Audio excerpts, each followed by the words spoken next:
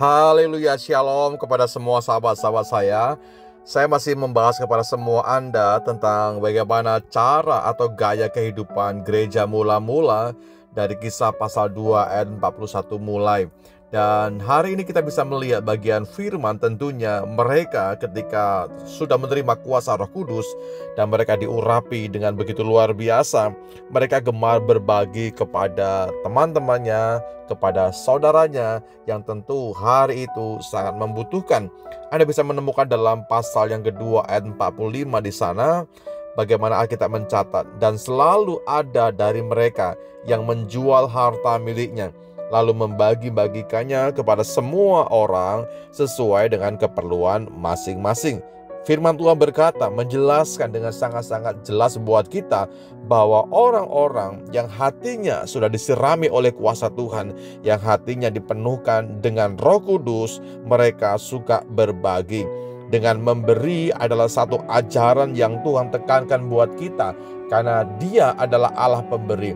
Dia memberikan keselamatan, Dia memberikan kehidupan, bahkan Dia memberikan pengharapan buat kita akan kehidupan yang kekal bersama-sama dengan Dia. Sahabat-sahabat sayang, kita perlu mengingat kembali bahwa ketika kita membantu sesama kita yang membutuhkan, berarti Anda sementara melakukan firman Tuhan. Saya ulang kembali, ketika hatimu disentuh oleh kuasa Tuhan, lalu hatimu digerakkan untuk membantu, memberi, mensupport teman-teman kita yang hari ini dalam artian membutuhkan, kita sementara mengerjakan kehendak Tuhan.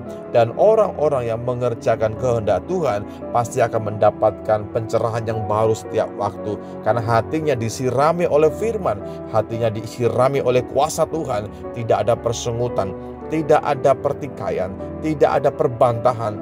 Yang saya tahu ketika Roh Kudus mengurapi kita, hati kita mengikuti, senantiasa gemar untuk melakukan hal-hal yang merupakan kebajikan. Bapak Ibu saya kasihi, dengan kita memberi, kita menciptakan sebuah keseimbangan. Artinya apa? Mereka yang mampu membantu, yang teman-teman kita kurang atau tidak mampu, menciptakan sebuah keseimbangan. Dan itulah tanda bagaimana kita saling mengasihi ketika kita saling membantu satu dengan yang lain. Jadilah pribadi-pribadi yang gemar memberi hari ini, saudaraku. Karena sesungguhnya apa yang kita miliki bukan kita yang mempunyai, tapi Dia yang menganugerahkan buat kita. Kita hanya menjadi pengelola dari setiap hal yang Tuhan percayakan buat kita semuanya. Mari budayakanlah memberi. Demikianlah dunia bisa melihat terang Tuhan di dalam kehidupan kita ketika Anda menunjukkan, memperagakan kehidupan yang suka memberi. Dan Alkitab mencatat bagaimana gereja mula-mula itu Tuhan tambahkan terus jiwa-jiwa, Tuhan tambahkan bilangan jiwa, karena mereka memperagakan kehidupan yang sesuai dengan ajaran firman Tuhan. Dan saya percaya gereja modern hari ini, saya dan saudara, di tengah-tengah kehidupan kita yang mungkin saya katakan sulit, tidak mudah buat kita lalui, gemarlah untuk memberi. Roh Kudus akan mendorong hidup kita, memberikan pengertian kepada kita bahwa kita bukan pemilik tunggal, kita adalah pengelola dari semua aset yang Tuhan berikan buat kita. Sorga, bumi, milik kepunyaan Tuhan. Jadilah pribadi yang mengelola dengan bijak, mengelola dengan baik, untuk kita bisa salurkan kepada orang-orang di sekeliling kita yang mungkin hari ini sangat-sangat membutuhkan. Mari kita berdoa, kita minta Tuhan menolong hidup kita, mengubahkan cara pandang kita, sehingga kita hidup bukan buat diri kita, tapi juga buat kesenangan Tuhan dengan berbagi kepada sesama kita. Terima kasih Bapakku dalam sorga buat firman. Terima kasih buat Roh Kudus-Mu yang selalu memberikan pengertian buat kami.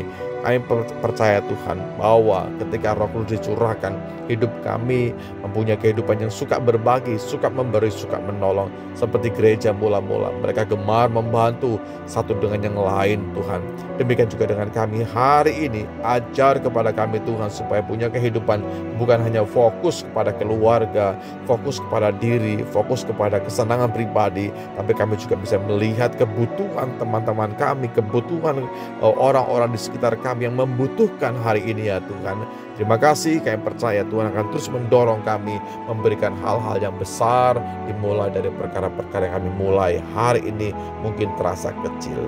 Segala puji bagi Tuhan, segala keagungan, kemasyuran kami persembahkan hanya bagi Engkau saja.